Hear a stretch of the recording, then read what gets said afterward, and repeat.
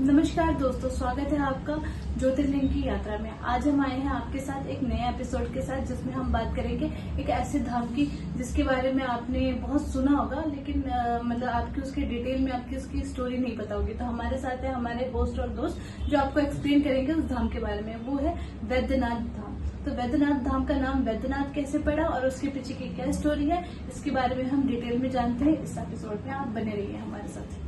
बिल्कुल, बहुत बहुत धन्यवाद। जैसे कि आप सभी को पता है कि हमारी एक सीरीज है बाला ज्योतिर्लिंग की, तो आज की हमारी जो स्टोरी है वो वैद्यनाथ से चालू होती है।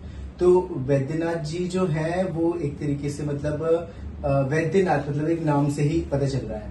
तो इसके पीछे की भी दो अलग अलग स्टोरियां हैं। तो पहली स्टोरी तो रावण को जाती है कि रावण जो था मतलब एक सबको पता है कि एक जो महाराक्षस था, मतलब एक तरीके का द सुप्रीम फॉर्म ऑफ उनके अपने एरिया का।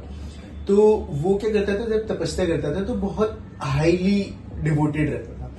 तो उसकी तपस्या में जब उसने तपस्या चालू करी शिवजी भगवान की कैलाश में, तो वो क्या करता था कि तपस्या करते करते अपने हर एक सर को काट के भगवान को अर्पित कर देता था। तो ऐसे करते करते करते करते उसने 9 सर काट दिए थे। अब जब अपने 9 सरों को उसने अर्पित कर दिया, तो जब 10वें सर की बारी आई, तो 10वें सर के टाइम पे शिवजी भगवान प्रकट होते और उसको बोलते कि मांगो, आप क्या मांगना चाहते हो। पर वही है, अब भक्त को भगवान से एक तरीके का एक लगाव भी रहता है और कुछ कुछ वो अपना थोड़ा स्वार्थ भी देखता है, मतलब एक तरीके से देखा जाए तो हाँ। तो उसने दोनों तरह का उसका एक नेचर था। तो उसने भक्ति भी देखी और उसने स्वार्थ भी देखा। ये कि उसने भगवान से ये रिक्वेस्ट किया कि आप मेरे साथ स्वयं चले। ठीक है, अब देखो भगवान अपनी लोकेशन से चले जाएंगे तो बाकी लोगों के लिए बहुत क्रिटिकल सिचुएशन आ जाती है। तो उनको अपने पास हाँ बिल्कुल। तो अब यहाँ से लंका लेके जाएं तो फिर बाकी का जो एरिया है वो एक तरीके से उस अच्छे वे में नहीं रह पाएगा। तो भगवान ने उसको बोला कि मैं चलूंगा तो सही साथ में, बट एक शर्त है। तो फिर लंकापति रावण बोलता है कि आपको मतलब एक आत्मलिंग के फॉर्म में मेरे साथ चलना होगा, पर शर्त भगवान की ये थी कि मेरे को एक बार जिस जगह पे आप रख दोगे मैं उसी जगह स्थापित हो जाऊंगा। ओके। तो अब सोचो कि वो हिमालय की उससे हाँ पहाड़ियों से निकलता हुआ आया। तो आते आते जब वो लंका की तरफ जा रहा था, तो पहले तक ऐसा नहीं था कि बहुत बिल्कुल सुटेबल रास्ता, आप सीधा सीधा सीधा सीधा निकल गए, आप ऐसे इधर से आए और इधर से निकल गए। काफी बहुत बहुत हैरासमेंट थी, रास्ते बहुत अलग अलग थे, खोज के निकलना था। तो ऐसे करते करते करते रावण पहुंचा हमारे सामंथा एरिया में। तो जो सांथ्या करके एक एरिया है, वहां पे जब पहुंचा तो उसको बहुत जोर की एक तरीके से, जैसे हम अभी के टर्म में बोले तो उसे टॉयलेट लगती है। ठीक है, लघुशंका लगती है, ऐसा लिखा हुआ है। तो जब वो लगती है तो वहां देखता है कि वहां पे आसपास कोई नहीं होता है, तो एक व्यक्ति जा रहा होता है। ठीक है, तो उसकी हेल्प लेता है, उसको बोलता है कि कुछ टाइम के लिए आप इसको अपने पास रखो, बट इसे नीचे जमीन पे मत रखना, आप अपने हाथ में रखना। मैं बस ऐसे ही गया और ऐसे ही आया। तो जब वो जाता है वहां पे, तो जाता है तो देखता है कि अब जो पर्सन था उसको थमा के चला गया। अब वो निष्फिक्र है, वो अपना लघुशंका कर रहा है और वो अब वापस आने की उस पे है। तो जो पर्सन है उसको वो शिवलिंग बहुत भारी लग रहा है। ठीक है, अब वो एक तरीके से भगवान का अपना एक चमत्कार बोलो, माया बोलो, तो वो भारी लगा। तो उसने क्या किया कि बहुत टाइम तक उसने स्ट्रगल किया, उसने पकड़े रखा, बट एट दी एंड वो भी थका के नीचे रख देता है। तो जब वो नीचे रखता है तो भगवान उसी जगह स्थापित हो जाते हैं। अब रावण आता है, वो देखता है ये तो स्थापित हो गए, अब वो उनको ले जा नहीं सकता। अब वो उसको भी कोसता है, बट वो कुछ कर नहीं सकता क्योंकि कंडीशन तो फुलफिल हो चुकी। अब जहां पे जो चीज स्थापित होनी थी वो तो हो चुकी।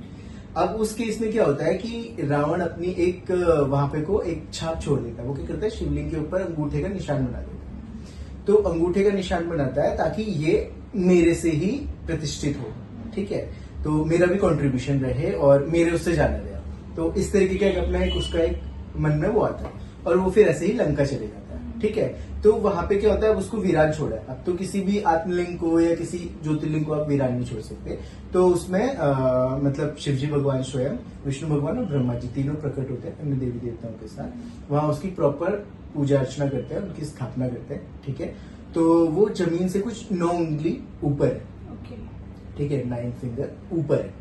ठीक है, और जब आप देखेंगे तो उसकी शेप जो है उसमें ऊपर हल्का सा ऐसे निशान सा है, जैसे तिलक करते हैं ना, तो वो निशान सा है। तो होप कि हम वो अपने चैनल में डालेंगे इमेज के तौर पे, तो वो दिखा देंगे आप सभी को कि किस तरीके का वो एक निशान है, आपको पता रहना चाहिए।